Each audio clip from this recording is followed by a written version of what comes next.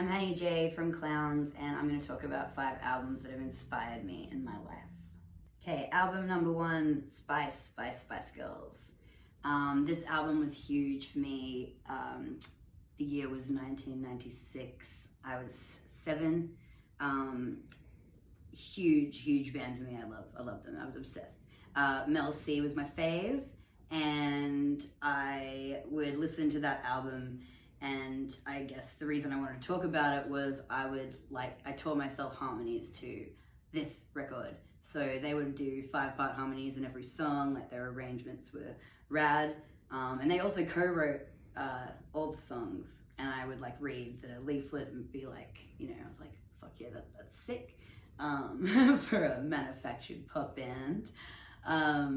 So yeah, I feel like there's a lot of aspects to that band that were important for me. It wasn't just the harmony thing, it was like respect for women, and in that time, writing music, singing really well live, because it was like, I'm not sure if this was like pre-auto-tune days, but they would sing live and you'd hear when they would fuck up. And I would like teach myself Mel C's parts in every song, and also hear the other harmonies and sing them as well. So it was kind of like really great training, I guess. And I think that's the main thing with music. Like if it's fun for you as a kid, you're gonna like want to play it more, and that just naturally happened with them for me. So that is album number 1. Okay, album number 2. Kiss This by Sex Pistols. It was like a compilation, basically had all the same songs on it that Nevermind the Bollocks did. I grew up in this really small country town. It was like 10,000 people, and it was like, it was like bacon factory, really like a farming town. So punk scene was non-existent, and alternative scene was non-existent. And this was like, early 2000s. So there just wasn't that much access for me to like access music at the time still, and my family wasn't like very rich or anything, so we didn't, I think like we had a computer and shit. I think we had the internet, but I wasn't really savvy with like looking stuff up or like finding stuff. So I would go down there, and I got my first like punk CD from like one CD shop we had in the town, but the closest like big city was 2 hours away, and I ordered the Filth and the Fury Sex Pistols like DVD. And we drove to Brisbane 2 hours to pick it up, me and my mom, and I remember watching that, and it blew my mind. There was this like particular scene that just like was just like a light bulb moment for me. And Johnny Rotten's talking about like all this trash in the middle of like London in the city, and he's talking about how everyone's like ignoring it, and he's like, we got down, like we were wearing the trash, and we're like, it's real and it exists, and like, and my 13-year-old brain was just like, fuck yes. So that DVD and that coincided with that CD for me, and it was just like also like kind of pop music really, but punk music, and every one of those songs was like a banger. It was really relatable to me because I was like, getting better at playing electric guitar, and they were kind of shitty, and they were like, yeah, it's okay to be shitty, and it was like, my intro into that part of punk where it was like, shit matters, let's stand up for what matters and play sick rock and roll. So that's album number 2. Okay, album number 3, Sing Sing Death House by Distillers. Okay, so yeah, I was like 13, I just left school in year 8, I just shaved my head and had a mohawk. I didn't have clippers though, I used like a razor. It took me like 4 hours or something, it was all like chunky and stuff.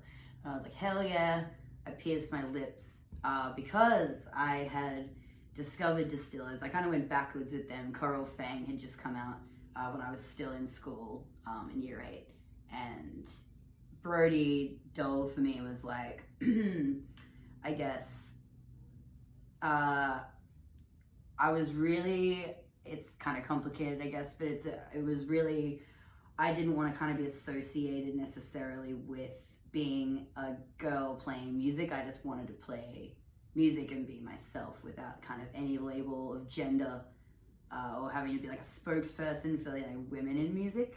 Especially when I was younger, I really detested it, to be honest.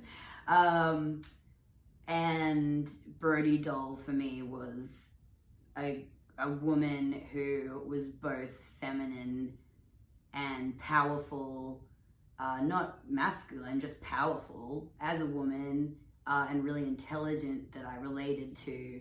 I found like she wrote these incredible metaphors, like her lyrics were really in depth, in those records.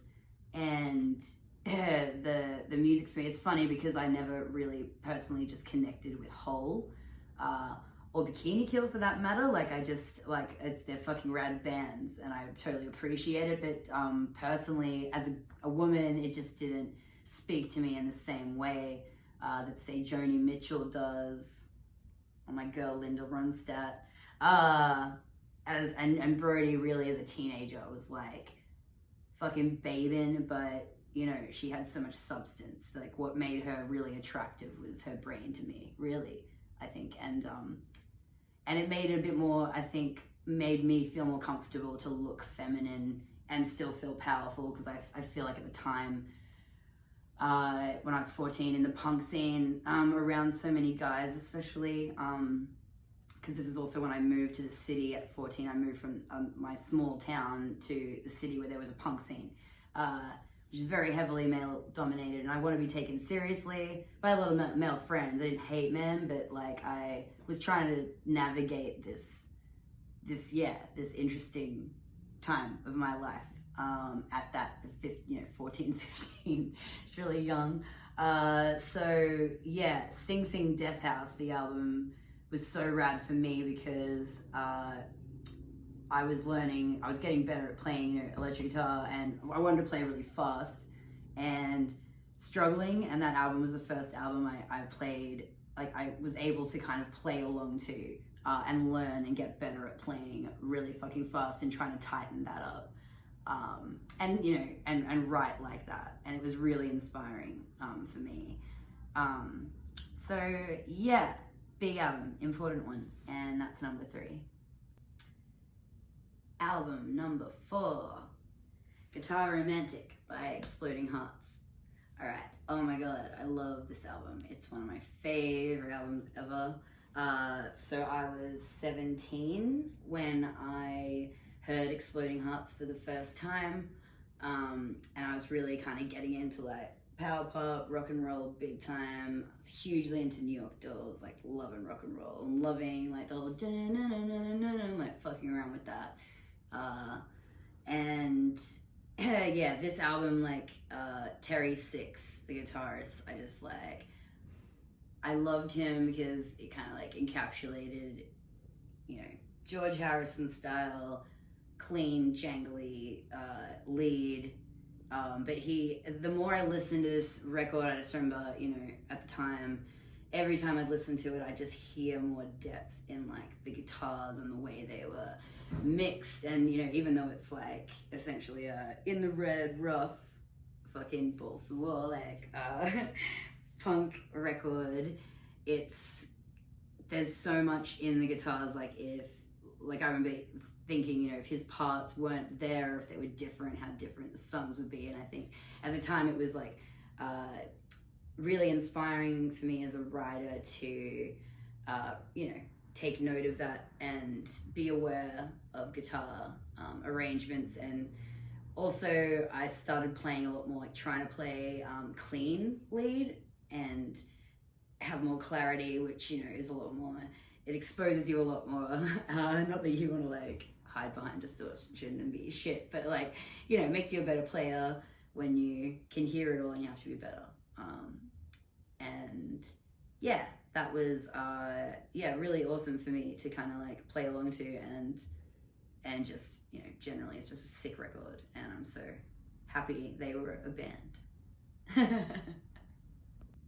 All right, last but not least, number 5, Funhouse by Stooges. This record, oh my god, I fucking love it. Every time I listen to Funhouse by Stooges, I feel like it's the first time. I was like 17 when because I knew about Iggy Pop and everything, and I heard I Want to Be a Dog, and I knew like some classics, but I didn't, know the differences between Stooges and Iggy's solo shit. So I heard that record first, and just that fucking intro with Down on the Street, and like, just like his voice, his voice is my favorite punk voice ever, and that album, just grabs you by the throat, fucking shakes you around, and it's just like amazing punk record. So, like Dirt is just so like slow and cool, and it's like sad, like there's a lot of sorrow I hear in that record too, and it was just like this fucking rad mix to me at the time. And again, coming from like loving English punk stuff and being like getting more into American stuff, and that mix of like punk and rock and roll together, which just blew my mind, and I was just like in love with it, and it made the world exciting to me, like finding Stooges. And even though like my favorite song of theirs is on Raw Power, Pretty Face is Going to Hell, that song is just like the best song in the world. This record for sure is just like stands out to me so much, so had to talk about it, and that is number 5. Okay, that was 5 records that have inspired me. Thanks for listening, and see you later.